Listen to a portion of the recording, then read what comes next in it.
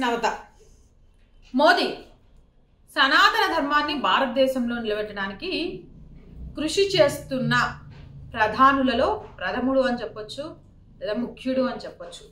అయితే దీనికి సంబంధించి ఇప్పుడు ఒక కొత్త విషయం నాకు తెలిసింది, వెంటనే మీ అందరితో షేర్ చేసుకోవాలని ఈ వీడియో చేస్తున్నా.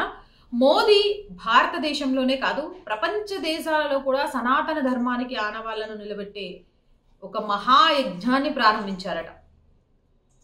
అది ఎక్కడ అంటే, ఎక్కడైతే హిందువులకు కనీసం పూజా పునస్కారాలు చేసుకోవడానికి కూడా ఎలాంటి హక్కులు లేని దేశాలలో ఈరోజు 700 కోట్లతోటి ఒక సుందర భవ్యమైన మందిరాన్ని నిర్మించడంలో కీలక పాత్ర పోషించారట. ప్రపంచంలో ఎక్కడ లేదు సనాతన ధర్మం, సనాతన ధర్మం లేకుండా ఈ ప్రపంచం ఎక్కడ ఉంది అనే నినాదంతో మోదీ ముందుకు కదులుతున్నట్టుగా కూడా తెలుస్తోంది. మోదీ అయోధ్య నుంచి డైరెక్ట్ నెక్స్ట్ ఎక్కడ పూజా కార్యక్రమాల్లో పాల్గొనబోతున్నారంటే అబుదాబి. ఆశ్చర్యంగా ఉంది కదా, నిజంగా నేను కూడా ఈ విషయం తెలిసినప్పుడు ఆశ్చర్యపోయా. అరబ్ దేశాలలో చాలా మంది అక్కడ ఉన్న బ్లాగర్స్ పెట్టే వీడియోలు కూడా నేను చూస్తూ ఉంటా. హిందూ మత ఆచారాలను అవలంబించాలన్నా, అక్కడ పూజలు చేసుకోవాలన్నా చాలా భయంకరంగా ఉంటుంది పరిస్థితి అని చెప్తారు. అలాంటిది అబుదాబిలో ఈ నెల అంటే ఫిబ్రవరి 13, 14వ తారీఖున మోదీ అక్కడ అతి సుందరమైన భవ్యమైన ఆలయ ఓపెనింగ్కి వెళ్ళబోతున్నారట. దీనికి సంబంధించి నేను మీకు తెలియజేస్తాను. అబుదాబిలో స్వామినారాయణన్ మందిరాన్ని ప్రారంభించడానికి మోదీ వెళ్తున్నారు. స్వామినారాయణన్ ఈయన మందిరానికి సంబంధించి ఇదంతా కూడా ఒక వ్యవస్థ. ఆ మందిరానికి సంబంధించి 14వ తారీఖు అక్కడ ఓపెనింగ్ ఉంది, ప్రారంభోత్సవం ఉంది. ఆ ప్రారంభోత్సవ పూజా కార్యక్రమాల్లో పాల్గొనడానికి మోదీ వెళ్తున్నట్టుగా తెలుస్తుంది. స్వామినారాయణ సాంప్రదాయానికి ప్రతీకగా ఈ మందిరాన్ని అక్కడ అందరూ భావిస్తూ ఉంటారట.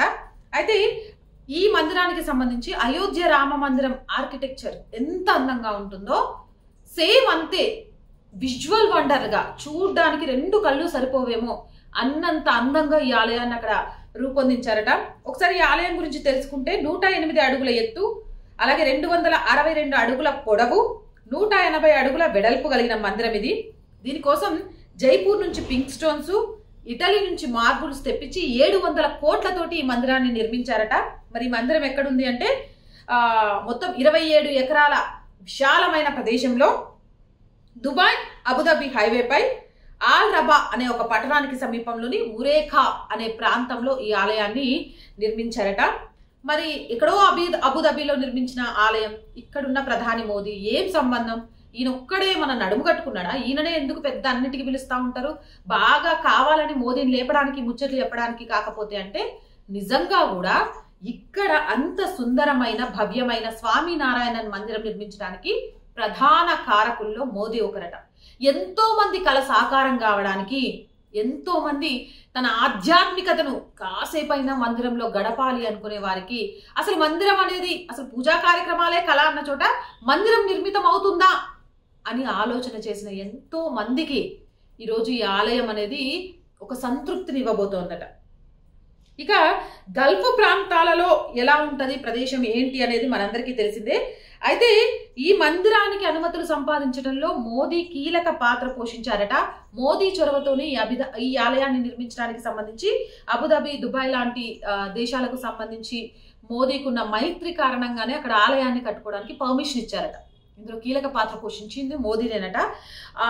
ఒక లాస్ట్ 1 year చూసుకుంటే మోదీ గురించి మనం 7 సార్లు యూఏఈకి వెళ్ళాడు, అంటే అరబ్ కంట్రీస్కి 7 సార్లు వెళ్ళొచ్చారు.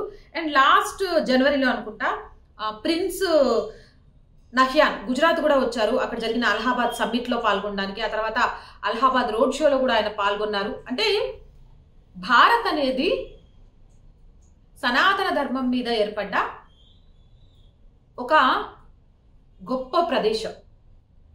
ఇక్కడ సెక్యులరిజం, లౌకికవాదం, ఇంకోటి చెప్పుకునే వాళ్ళు నిజంగా అది పాటించినా పాటించకపోయినా మా ధర్మాన్ని మీద దాడి చేయాలి అనే ఆలోచన లేనంత వరకు, మా దేశ ఔన్నత్యాన్ని దెబ్బతీయాలి అనే ఆలోచన రానంత వరకు మాకెవ్వరైనా మిత్రులే.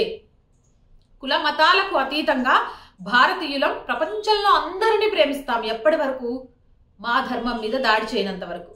మా దేశం మీద దాడి చేయనంత వరకు, మా దేశ ఔన్నత్యాన్ని దెబ్బతీయాలి అని ప్రయత్నించినంత వరకు. ఈ సూత్రాన్ని మోదీ చాలా బాగా పాటిస్తారని చెప్పడానికి కారణం, ఒక్క సంవత్సరంలో 7 సార్లు యుఏఈ లాంటి కంట్రీస్కి వెళ్ళి రావడం అయితే, అక్కడ నుంచి వచ్చిన ప్రిన్సెస్ కూడా ఇక్కడ రోడ్ షోలో పాల్గొనడము. అక్కడ మీకు అందరికీ తెలిసిందే అసలు అక్కడ వ్యవహారాలు ఎలా ఉంటాయి, హిందువుల మీద ఎలా ఉంటుంది. అలాంటి చోట 700 కోట్లతోటి ఒక ఆలయాన్ని నిర్మించడానికి, ఇప్పుడు అక్కడ మాట్లాడడానికి సెక్యులర్ ముసుగులో ఉన్న కొంతమంది లేరు. ఎందుకంటే అలాంటి చోటే ఆలయాన్ని కొట్టడానికి వాళ్ళే పర్మిషన్ ఇచ్చడానికి ఇక వీళ్ళేమంటారు, నోటి మీద ముక్కు మీద ఏలేసుకొని కూర్చోవడం తప్ప అని చాలా మంది అంటున్నారు. అంతేకాదు దీనివల్ల 38 లక్షల మంది భారతీయ మూలాలు ఉన్న వాళ్ళు కూడా ఈ యుఏఈలో వర్క్స్ చేసుకుంటూ జీవనాన్ని కొనసాగిస్తున్నారట వారి వారి వృత్తుల నేపథ్యంలో. ఈ 38 లక్షల మంది భారతీయ మూలాలు కలిగి భారతదేశంలోని ఆధ్యాత్మికతను మిస్ అవుతున్న వాళ్ళందరికీ కూడా అసలు కళ్ళల్లో నుంచి ఆనంద బాష్పాలు వస్తున్నాయట. అంత సంతోషంగా ఉన్నారట. అందుకే వాళ్ళంతా కూడా అసలైతే 14వ తారీఖు అక్కడ ఆలయం ఓపెనింగ్ అంటే ప్రారంభోత్సవం, కానీ 13వ తారీఖే మరి మోదీ ఎందుకు అక్కడ వెళ్తున్నారు, 2 రోజులు ఎందుకు అక్కడ ఉంటున్నారు అంటే, భారతీయ సముదాయంతో అక్కడున్న భారతీయ సముదాయంతో ఒక కార్యక్రమం నిర్వహిస్తున్నారట. అలాన్ మోదీ అంటే మోదీతో కలిసి ఆయన మనోభావాలు, ఆయన చెప్పే మాటలు వినాలని, ఆయన ఏం చెప్తారు అని, అలాగే ఆయనతో ఎవరికైనా అవకాశం దొరికితే మనోభావాలు పంచుకోవచ్చు అని 1,00,000 మందికి పైగా రిజిస్టర్ చేసుకున్నారట ఆ కార్యక్రమంలో పాల్గొనడానికి. అంటే అక్కడ మోదీ చరిష్మా ఎలా ఉందో చూడండి. 38 లక్షల మంది కళ నెరవేర్చాలి, కళ సాకారం చేయాలి, సనాతన ధర్మాన్ని ఏమంటారు ఒక మతాన్ని విశ్వసించి ఉండే కొన్ని దేశాలలో కూడా వ్యాప్తి చెందించాలి. అక్కడున్న భారతీయులు కూడా తమ ఆధ్యాత్మికతను మిస్ అవ్వకూడదు, తమ మూలాలను మిస్ అవ్వకూడదు అని మోదీ పడుతున్న తపనకు అక్కడ 1,00,000 మంది రిజిస్ట్రేషన్స్ వస్తూనే ఉన్నాయట ఓపెన్ చేసిన దగ్గర నుంచి. ఆ మోదీతో కలిసి అలాన్ మోదీ కార్యక్రమంలో పాల్గొనాలి అని. నిజంగా అంటే ఇలాంటి అరుదైన గౌరవం కొంతమందికి దక్కుతుంది. అలాంటి వాళ్ళలో మోదీ ఒకరని నిజంగా మనందరం కూడా గొప్పగా చెప్పుకోవాలి. ఆ రోజు ఏమేం కార్యక్రమాలంటే 700 మంది కల్చరల్ ఆర్టిస్టులతోటి మన భారత సనాతన ధర్మానికి సంబంధించిన కార్యక్రమాలు చేయించబోతున్నారట. అంతేకాదు 150 కల్చరల్ ట్రూప్స్ కూడా, అంటే వివిధ కల్చర్ కి సంబంధించిన ట్రూప్స్ ఉంటాయి కదా, 150 మంది కూడా ట్రూపులు ఈ కార్యక్రమంలో పాల్గొనబోతున్నాయట. అంటే ఎంత గొప్పగా ఈ కార్యక్రమాన్ని నిర్వహించబోతున్నారు.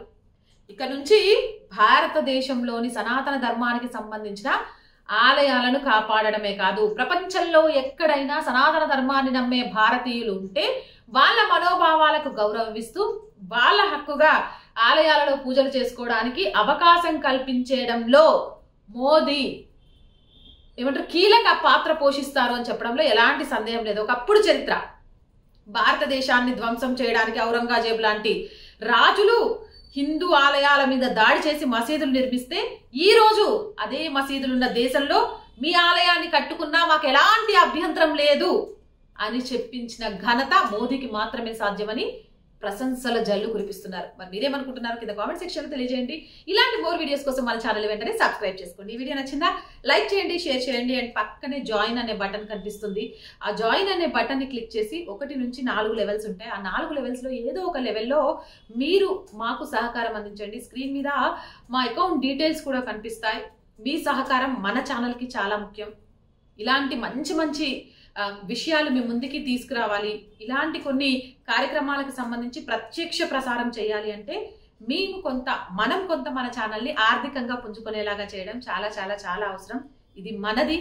మీ గొంతుకను నా గొంతుకగా వినిపించడానికి నేను ఎప్పుడూ సిద్ధంగా ఉంటాను. మన ఛానల్కి సపోర్ట్ చేయడానికి అలాగే మీ అందరూ సిద్ధంగా ఉండాలని మనస్ఫూర్తిగా ఆశిస్తున్నాను. నమస్కారం.